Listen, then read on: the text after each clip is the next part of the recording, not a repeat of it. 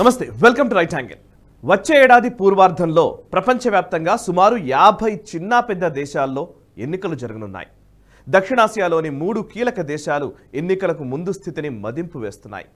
నిర్దిష్టంగా చెప్పాలంటే ఒకప్పుడు భారత్లో అంతర్భాగంగా ఉన్న పాకిస్తాన్, బంగ్లాదేశ్తో పాటు మన దేశంలోనూ ఎన్నికల క్రతువుకు రంగం సిద్ధమవుతోంది. ఉపఖండ విభజన భారత్ను 3 ముక్కలు చేసింది. మొన్నటి వరకు ఈ 3 ముక్కలాటను వినోదంలా వీక్షించింది అమెరికా. ఇప్పుడు పరిస్థితి మారింది. అగ్రరాజ్యానికి అనువుగాని రోజులు వచ్చిపడ్డాయి. ఏకధ్రువ ప్రపంచం చిన్నాభిన్నమవుతున్న కొద్దీ భారత్ ప్రాధాన్యత పెరుగుతూ వచ్చింది. బంగ్లాదేశ్ అంతర్గత వ్యవహారాల్లో మితిమీరిన జోక్యం చేసుకుంటున్న అమెరికా మరోవైపు పాకిస్తాన్ను సముదాయించే పనిలో పడింది. తమ నుంచి సాయం పొందాలంటే భారత్తో సంబంధాల విషయంలో పునరాలోచన చేయాలని పాకిస్తాన్కు నచ్చజెప్పే ప్రయత్నం చేస్తోంది. పాక్ ఆర్మీ చీఫ్ అసీం మునీర్ ఇటీవలి అమెరికా పర్యటన వెనుక చాలా ఆంతర్యాలున్నాయి. పాకిస్తాన్ దైన్యం, అమెరికా ఔదార్యంతో పాటు వేగంగా మారుతున్న ఆర్థిక, భౌగోళిక రాజకీయాల్లో బలమైన శక్తిగా ఎదుగుతున్న భారత్ విషయంలో మారిన పశ్చిమ దేశాల వైఖరి కూడా ప్రస్ఫుటమవుతోంది. గడిచిన దశాబ్ద కాలంలో భారత్ అనేక అంశాల్లో గుణాత్మకమైన మార్పుల వైపు అడుగులు వేసింది. పరిమాణాత్మకమైన అభివృద్ధిని నమోదు చేసింది. గమ్యం, గమనం నిర్దేశించుకొని ఒక్కో మైలురాయిని దాటుతూ ప్రగతి పథంలో దౌడు తీస్తోంది. ఈ పయనంలో ఎగుడు దిగుళ్ళు, మలుపులు, మరకలు లేవని కాదు. సుదీర్ఘ ప్రయాణంలో తారసపడే అవరోధాలన్నీ ఉంటాయి కూడా. అయితే అదే సమయంలో అనేక మార్పులు మన కళ్ళెదుటే కనిపిస్తున్నాయి. వివిధ కీలకమైన రంగాల్లో అభివృద్ధి తాలూకు అంశ క్రమ పద్ధతిలో విస్తరించిన దాఖలా నిశితంగా చూస్తే బోధపడుతుంది. ఉదాహరణకు రక్షణ రంగం దిగుమతుల నుంచి ఎగుమతుల వైపు ప్రయాణిస్తోంది. మారిన విదేశాంగ విధానం భారత స్వతంత్ర వైఖరిని ప్రపంచానికి చాటుతోంది. ఆర్థిక రంగం చెప్పుకోదగిన స్థాయిలో వృద్ధి రేటును నమోదు చేసింది. సంక్షేమ రంగం ప్రగతి ఫలాలను ప్రజలకు పంచుతోంది. మొత్తంగా పాలనలో పారదర్శకత పెరిగింది. ఆధునిక భారతదేశ చరిత్రలో గడచిన దశాబ్దానికి అనేక కారణాల రీత్యా కీలకమైన ప్రాధాన్యత ఉంది. సామాజిక, ఆర్థిక, రాజకీయ రంగాల్లో అన్నింటా మార్పు వేగంగా విస్తరిస్తోంది. రాబోయే వేసవి గాడ్పులకు రాజకీయ వేడి కూడా తోడు కానుంది. బీజేపీ నేతృత్వంలోని ఎన్డీఏ ప్రభుత్వం అధికార పగ్గాలు చేపట్టి సరిగ్గా వచ్చే ఏడాదికి 10 ఏళ్ల కాలం పూర్తవుతుంది. ఏ పార్టీ ప్రభుత్వ పాలన అయినా సరే బేరీజు వేయడానికి, మంచి చెడులు ఎంచడానికి దశాబ్ద కాలం సరిగ్గా సరిపోతుంది.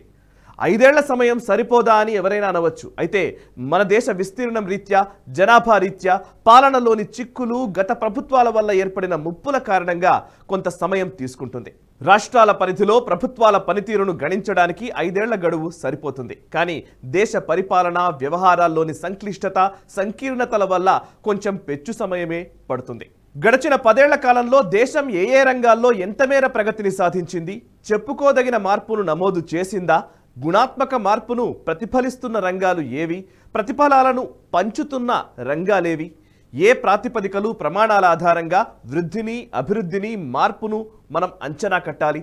ఇలాంటి సందేహాలను ముందు పెట్టుకొని భారతదేశ ప్రగతి రథ ప్రయాణాన్ని అంచనా కట్టేందుకు నేషనలిస్ట్ హబ్ ఒక చిరు ప్రయత్నం ప్రారంభించింది. ఒక క్రమ పద్ధతిలో, వరుసలో వివిధ కీలక రంగాలను ఎంచుకొని మదింపు వేసే పనికి పూనుకుంటోంది.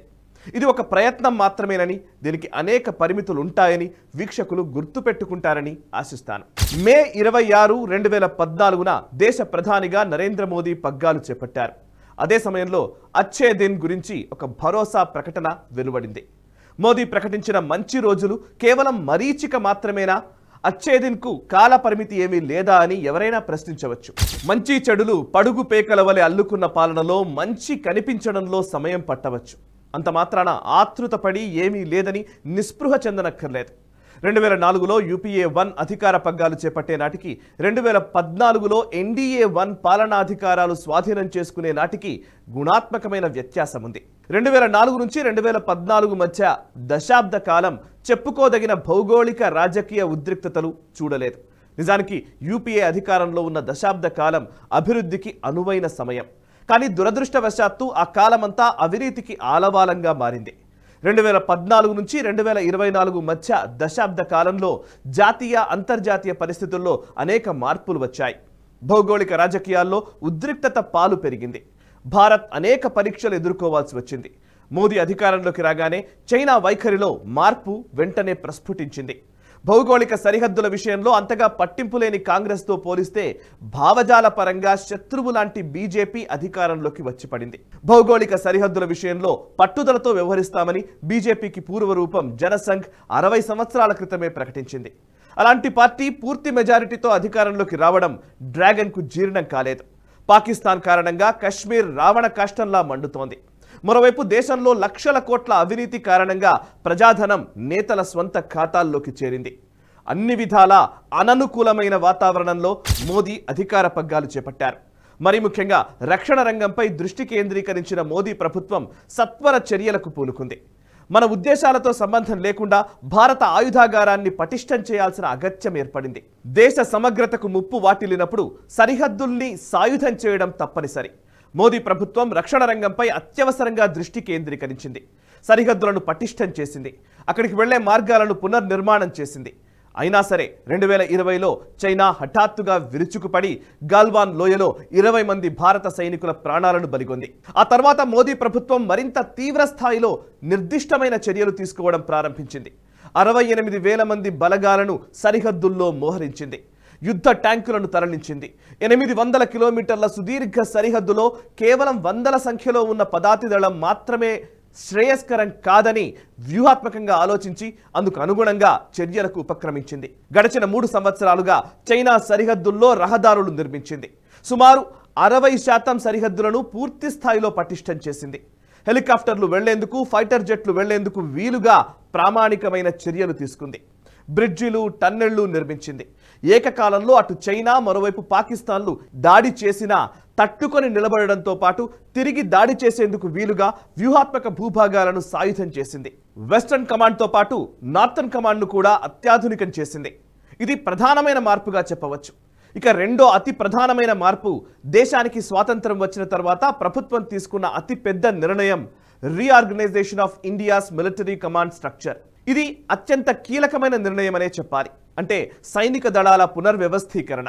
గాల్వాన్ ఘటనకు 6 మాసాల ముందు రక్షణ రంగ సంస్కరణల్లో భాగంగా CDS chief of defence staff మహాదళపతి పదవిని త్రివిధ దళాల సమన్వయం కోసం ఉద్దేశించి ఏర్పాటు చేసింది భారత ప్రభుత్వం. 1999లో జరిగిన కార్గిల్ యుద్ధం తర్వాత కార్గిల్ రివ్యూ కమిటీ సిఫారసుల్లో సిడిఎస్ పదవి ఏర్పాటు అత్యంత కీలకమైన అంశం. అయితే ఆ తర్వాత ప్రభుత్వం సిడిఎస్ ఏర్పాటు విషయంలో వెనకడుగు వేస్తూ వచ్చింది. అంతేకాదు department of military affairs DMA విభాగాన్ని ఏర్పాటు చేసి నిపుణుల బృందాన్ని నియమించింది ఈ మోదీ ప్రభుత్వం. దేశంలో వివిధ సైనిక విభాగాల కింద పనిచేసే డజనుకు పైగా నిఘా విభాగాలను సాంకేతికంగా ఆధునీకరించడంతో పాటు సమాచార వినిమయం కోసం, సమన్వయం కోసం ప్రత్యేకమైన చర్యలు తీసుకుంది. నిఘా విభాగాల్లో సంస్కరణలు రక్షణ రంగ స్వరూప స్వభావాలను మార్చివేశాయి. మరి ముఖ్యంగా విదేశాంగ నిఘా విభాగాల్లో యువతకు అవకాశం కల్పించింది మోదీ ప్రభుత్వం. కాలం చెల్లిన పని విధానానికి స్వస్తి పలికి సాంకేతికతను జోడించింది. నిఘా విభాగాల్లో ప్రమాదకరమైన శక్తులు మాటువేసి ఉండడంతో మన సైనిక బలగాల ప్రాణాలకు ముప్పు ఏర్పడింది. సుదీర్ఘకాలంగా నిఘా విభాగాలు శత్రు బలగాల విడిదిగా మారడం ఈ స్థితిని గుర్తించడానికే చాలా కాలం పట్టింది. శత్రు ఏజెంట్లను ఏరివేయడం మరో సవాల్గా మారింది. ఈలోపు జరగాల్సిన నష్టం జరిగిపోతూ వచ్చేది. అందుకు ప్రబలమైన ఉదాహరణ జమ్మూ కాశ్మీర్ ఉగ్ర కార్యకలాపాల్లో ప్రధాన పాత్ర పోషించింది ఈ తరహా ద్రోహులే. దేశ అంతర్గత భద్రతను పర్యవేక్షించే వివిధ సంస్థలు, విభాగాల్లో కేంద్రం ప్రవేశపెట్టిన సంస్కరణల ఫలితంగా దేశంలోని వివిధ పట్టణాలు, నగరాల్లో మాటువేసిన ఉగ్ర సంస్థల ఏరివేత సులభమైంది. ఇటీవలి కాలంలో పిఎఫ్ఐ, ఇండియన్ ముజాహిదీన్, ఐసిస్ లాంటి సంస్థల్లో పనిచేసే వారిని, స్లీపర్ సెల్స్ కార్యకలాపాలను పసిగట్టి దాడులు చేయడంలో జాతీయ దర్యాప్తు సంస్థ ఎన్ఐఏ కీలక భూమిక పోషించింది. అజిత్ దోవల్ జాతీయ భద్రతా సలహాదారుగా బాధ్యతలు చేపట్టిన తర్వాత ఎన్ఐఏ పనితీరులో గుణాత్మకమైన మార్పే వచ్చింది. డజన్ల సంఖ్యలో దాడులు, పదుల సంఖ్యలో అరెస్టులు జరిగాయి. ఉగ్ర కార్యకలాపాల ఉధృతి తగ్గింది. విదేశీ వ్యవహారాల మంత్రిత్వ శాఖ, రక్షణ శాఖ, హోం మంత్రిత్వ శాఖలు పూర్తి సమన్వయం సాధించడం మరో గుణాత్మకమైన మార్పుగా అభివర్ణిస్తారు రక్షణ రంగ నిపుణులు. ఈ 3 శాఖల మధ్య సమన్వయంతో పాటు ఈ 3 శాఖలకు, నిఘా విభాగాలకు మధ్య సమాచార వినిమయం కారణంగా కేవలం ఉగ్ర కార్యకలాపాలే కాదు, ఆర్థిక నేరాల నియంత్రణ కూడా పూర్తి స్థాయిలో సాధ్యమైంది. కేవలం రక్షణ రంగం మాత్రమే కాదు, అనేక రంగాల్లో చారిత్రక సంస్కరణలు ప్రవేశపెట్టింది మోదీ ప్రభుత్వం. పెద్ద నోట్ల రద్దు మొదలు మహిళా రిజర్వేషన్ బిల్లు వరకు ట్రిపుల్ తలాక్ రద్దు మొదలు భారతీయ చట్టాల పేర్ల మార్పు సవరణ వరకు అనేక రంగాల్లో మార్పులు ప్రవేశపెట్టింది. పెద్ద నోట్ల రద్దు, జీఎస్టీల విషయంలో ప్రతిపక్షాలు ఎంత రాద్ధాంతం చేసినా 2019లో జరిగిన ఎన్నికలు ప్రజామోదాన్ని తెచ్చిపెట్టాయి. 2024లో జరగబోయే ఎన్నికలు అనేక కారణాల రీత్యా చారిత్రకమైనవి. కంపెలింగ్ పొలిటికల్ నేరేటివ్స్ కోసం దేశంలోని ప్రతిపక్షాలు ఇప్పుడు గింజుకులాడుతున్నాయి.